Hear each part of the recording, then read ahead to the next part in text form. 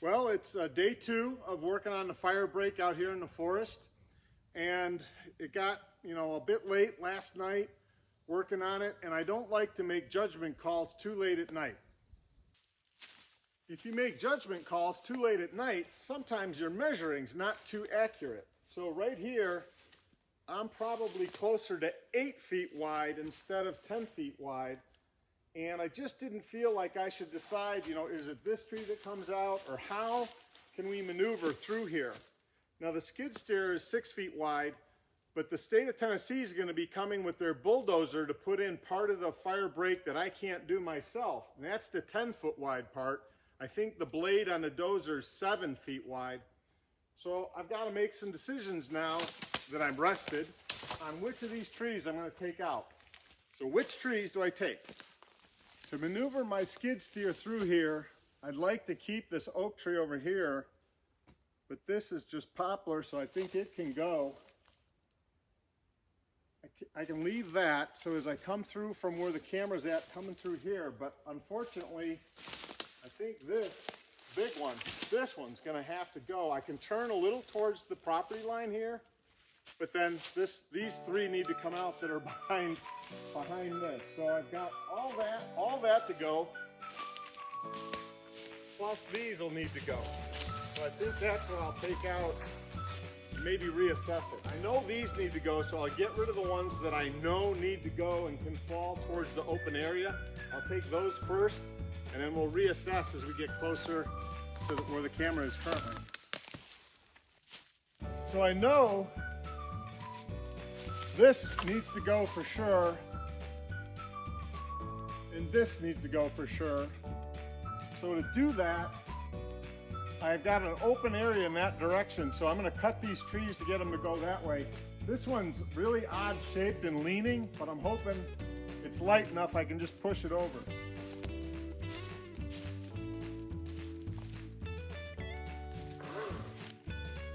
You'll see me doing this kind of cut a lot on these smaller diameter trees, and that's using the top of the saw blade so that it's throwing the sawdust away from me. It just puts less sawdust in your pockets.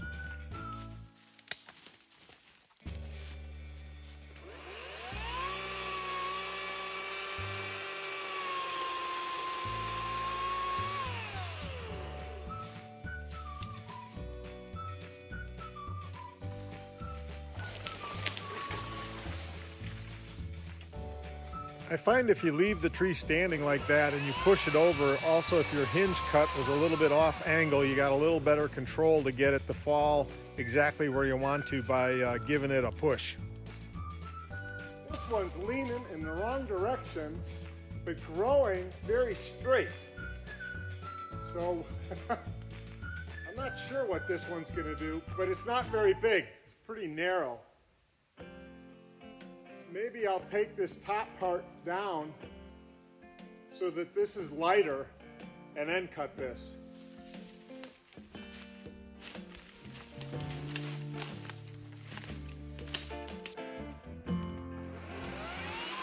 Again, using that top of the bar so it's pushing the sawdust away from my eyes, especially when cutting overhead.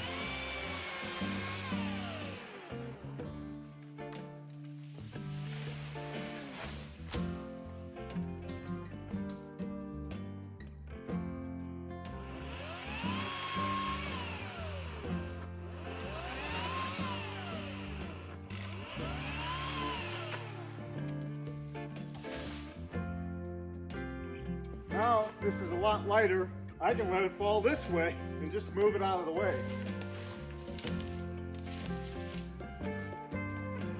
And here again, I'm using the top of the bar, shooting some of that sawdust away from me, but I don't always use it for the entire cut. It really depends on the size of the tree. Large trees, I won't use it.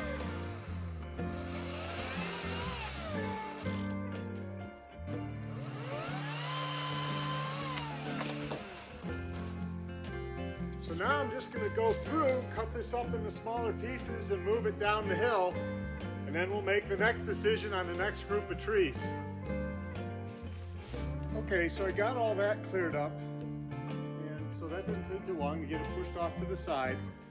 I may find out from the forestry department to do the controlled burn. Piling this up is wrong, but we'll deal with that then.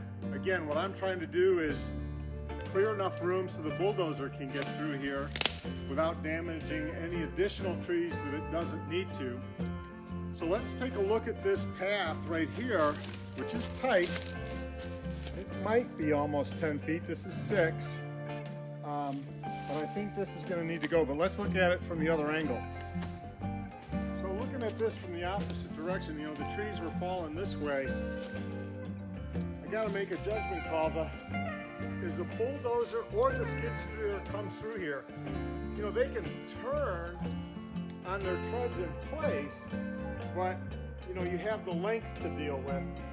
And so as I look at this and kind of try and picture my skid steer coming through here, I'm good over here. I pushed all this out of the way that's behind me. It's a little narrow through this, but I can get through with my skid steer. The problem is the bulldozer. The bulldozer's coming from way over here, comes through, and it's just here at the edge of this. Still got about 10 feet.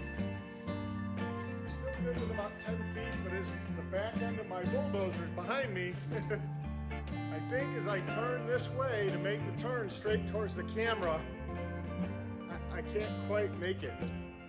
And so I've got this tree and this group of 3, unfortunately, I think are going to need to come down. And then we got another 400 feet to go. So every time I'm making a cut, I'm reevaluating my path. So what I've decided to do is I will move the dog, put her on the safe side on a downstay. So we'll put Piper in a safe spot. But I think I'm going to take these 3 down, leave a lot of stumps so I can, you know, get potentially push this out of here with the skid steer, but make a decision after this is down on whether or not I need to take this tree down or not. So let's cut that down and then we'll see. Come on, Piper.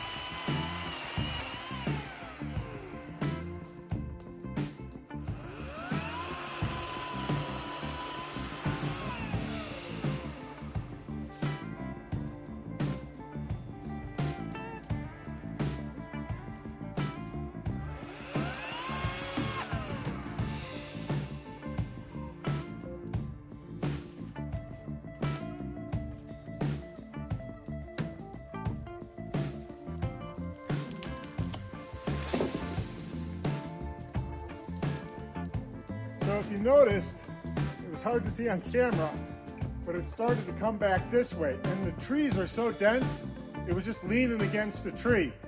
So I had enough angle that I could just push it over. So that's one of the things you always got to be careful about. Could the tree start to fall in the direction you don't want it to? But this part of the forest is so dense, the trees can barely fall until you've got room where it's cleared. Now I'll cut up these and then we'll be able to move down the ridge. So I cut those three down. I haven't cut them up yet. And as I kind of, again, re-evaluating, making sure I need to cut them down, this one and this tiny one behind it, they need to come down too, because to come through here, it's just a little too tight to make the turn. So that's going to need to go. This can stay, because I can then turn this way and the property line kind of runs off at an angle that way, so I can get closer to the property line. So this is really the last one I need to cut. Then I can cut these up on the ground, and then we got a good straight stretch for another 100 feet or so before we need to cut anything else. So pause the camera, I'll get that cut up, and then we'll move on down the ridge.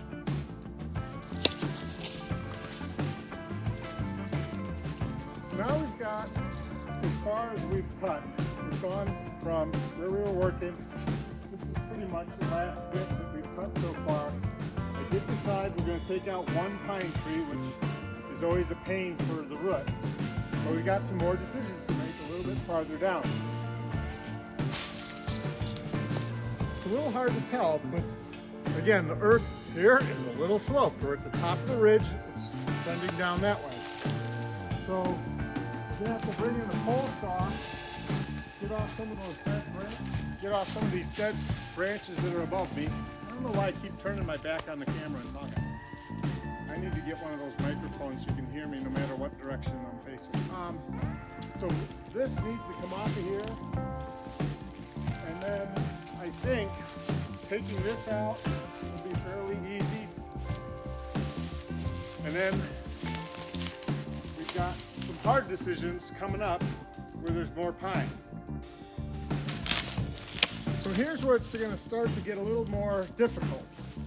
The property line is just to the other side of this tree. We don't want to ruin the roots, so we probably don't want the bulldozer getting any closer than this. We'll take out this pine tree, looks a lot like that other pine tree behind you, but it's different, and come through here.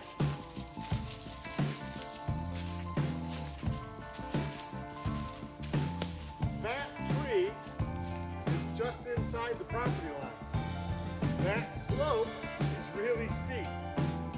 This pine tree is over a foot in diameter, and I think it's going to have to go.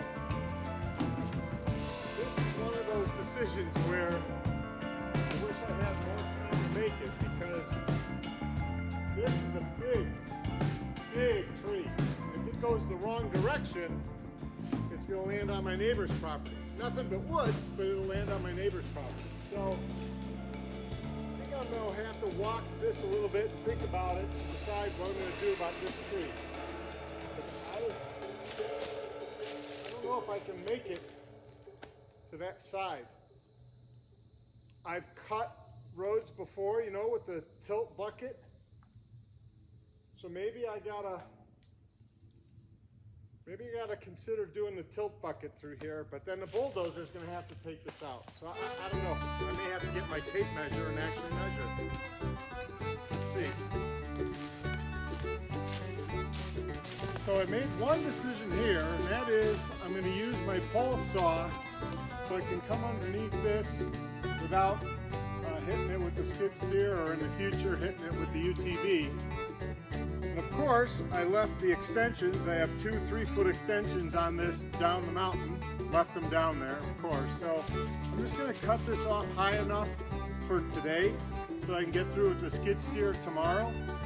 But we'll have to come back for that. So one decision made. Let's take care of that, and then we'll talk about the other decision.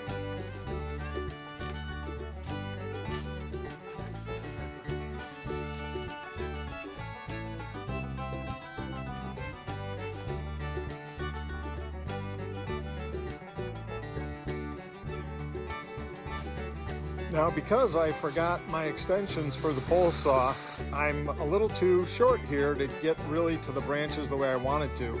And you're going to notice, if you're really observant, I actually unclicked the battery and reset it because the branches are pinching the chainsaw because I'm at such an extreme vertical angle. You know, I'm almost cutting straight up. If you have the extra extension bars, the saw is more at a normal angle relative to the branch, and it won't pinch the chain against the bar, and it'll cut freely. So that's how on the Ryobi you reset the saw. If the pressure trigger, you know, stops the saw, you have to actually disconnect the battery and plug it back in again, and that resets the emergency, I guess, overpressure system on the saw.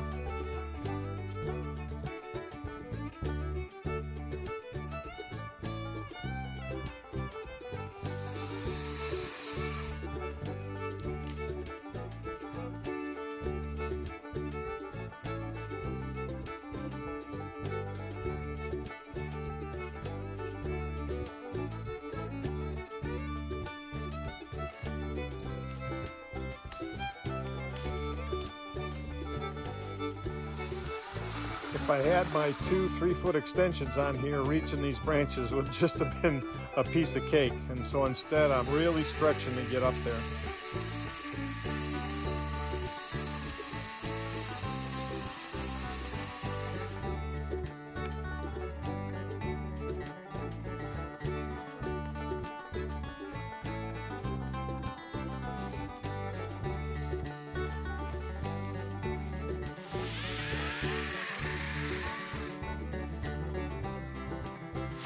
That'll have to do for now.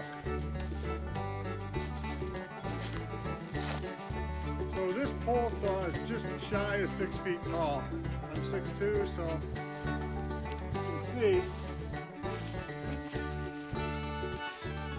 we're 10 feet away side to side.